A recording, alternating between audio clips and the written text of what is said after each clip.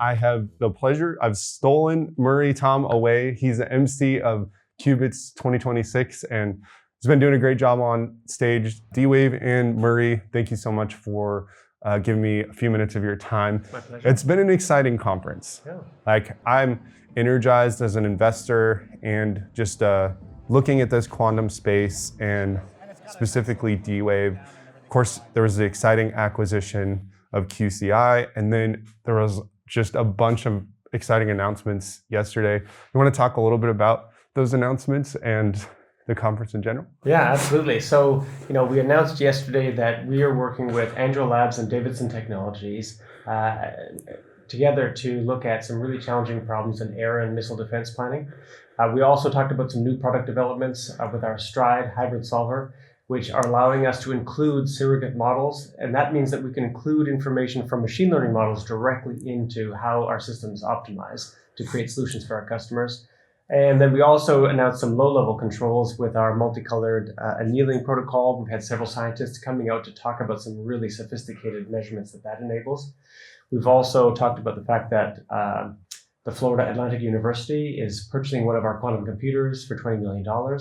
And then we also talked about a new customer of ours in the Fortune 100 category who have just purchased $10 million of our QCAS service as they're looking to develop and deliver production quantum applications. And that is so much right there, just to be announced on one day. I just went to the press releases page and it was just one after another that morning. Super exciting. I remember talking to you on my channel. You were actually one of the first interviews I did with an executive in a C-suite for any publicly traded company. And I remember the last conference, one of the things that's where we first met actually, was at Qubits 2025. And that conference was around 200, 300 people. And this one, there's over double in just 10 months or so. Yeah.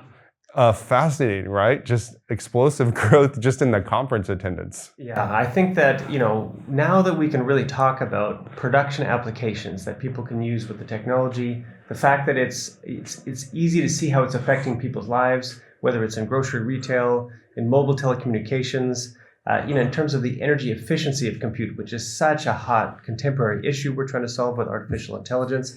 I think that people can really connect to the technology a lot more than they can if we start at the very deep scientific level to talk about quantum mechanics. So, let's use computers that can use quantum effects to perform calculations more quickly for us. Let's use them to solve problems first, and then have that be the jumping off point to learn more. And I think that's what's bringing a larger group to the community. One of the big points in the presentation in the keynote yesterday was the Anduril and Davidson and D-Wave partnership. And I was just very impressed with some of the early results they're getting. I remember talking to some of these guys when they were just looking at D-Wave 10 months ago and now partnered and getting good early results that could be meaningful in a wartime situation. What do you think of that partnership and how did that kind of manifest? Well, I think that that's an important space that we've been looking at for quite some time. And, Alison Schwartz led a panel this morning talking about government and applications in the public sector. And quantum computing is starting to become a more familiar technology, right? Because we can start thinking about it in the context of helping with our planning and logistics or supply chain logistics, or in applications like Davidson Technologies and Anduril Labs have been working with us on in terms of air and missile defense systems and assignment. That connection, we understand technology through the applications that we use it for. So that immediately makes the technology more familiar. That's breaking down barriers from the perspective that when people think quantum computing, they no longer think, Richard Feynman. They're thinking, oh, okay, I'm thinking about the application I'm going to run it for.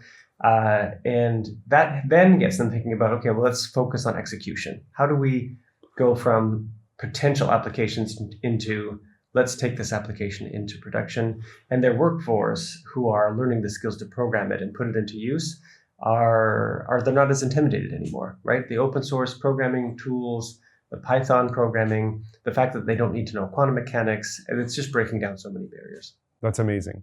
And I remember the last time I interviewed you, I asked you this question, and I think for the viewers meeting you for the first time, at least virtually, you've been at D-Wave for 20 years, is that right? Yeah, in fact, I just celebrated my 23rd anniversary last month. Amazing. So you've been from literally the beginning, and I asked you in 2025, seems like there's a lot of momentum here. Now I'm going to ask you the same question. In 2026, what makes 2026 different than all the previous years? Well, I mean, 2025, you're right. It was a year of acceleration. It was really clear how quantum computers could do things that classical computers couldn't do. That really started to open up everyone's imagination. We had multiple customers running applications in production. Already, I would say in the first month of 2026, we've seen perhaps as much activity as we had in January, in all of 2025.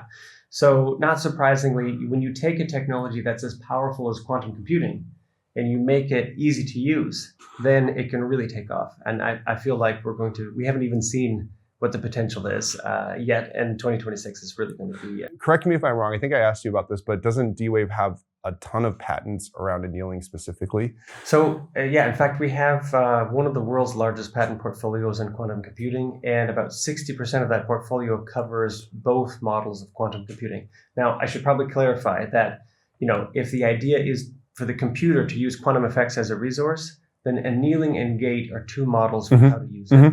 And then superconductivity is the implementation of it. Gotcha. So we have a dual platform approach at D-Wave where we're able to use annealing to help create an impact for folks' optimization problems and also applications of artificial intelligence. We're building the gate model program that's now been accelerated by the acquisition of Quantum Circuits and their dual rail technology. That's going to really drive us towards those commercial applications in molecular simulation and fluid flow. And both of those technologies are themselves using superconductivity as the way that they're sort of being built and taking advantage of quantum effects. Amazing. Okay, well, I'm taking you away from lunch and I'm taking you away from conference. You have a lot of responsibilities. So to the retail investor that is interested in quantum, and I know there's been a lot of increased interest in quantum and quantum investing in the last year and a half or so, especially. Any final thoughts or anything for the retail investor out there? Well, I think the main thing is that quantum computing, let's say professionals in the industry, tend to make it a little bit more complicated. Let's not get around it. A lot more complicated than it needs to be.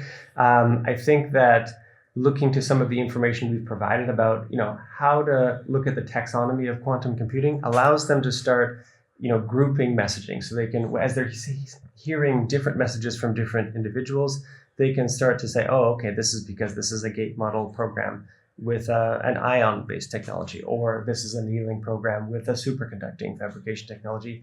And then that's going to help to sort of reduce the confusion associated from hearing different things from different people. An event like Qubits 2026, we had Senator Alessio Butti from Italy who was here yesterday, and he was saying, events like this at Qubits 2026 and events like we have at the Q Alliance, these are decision spaces. This is where the future gets decided. And I think that if you look over the talks that are going to be given here and also available on D-Wave's YouTube channel, you're going to start to get information about the breadth of the space. And I think that's critically important when you're choosing how to make investments into a space. Make sure that you're well informed and you understand how the technology works. Well, I'm very appreciative of your time. Excited for you and D-Wave. Congratulations on all your announcements and appreciate it. Absolutely. All right.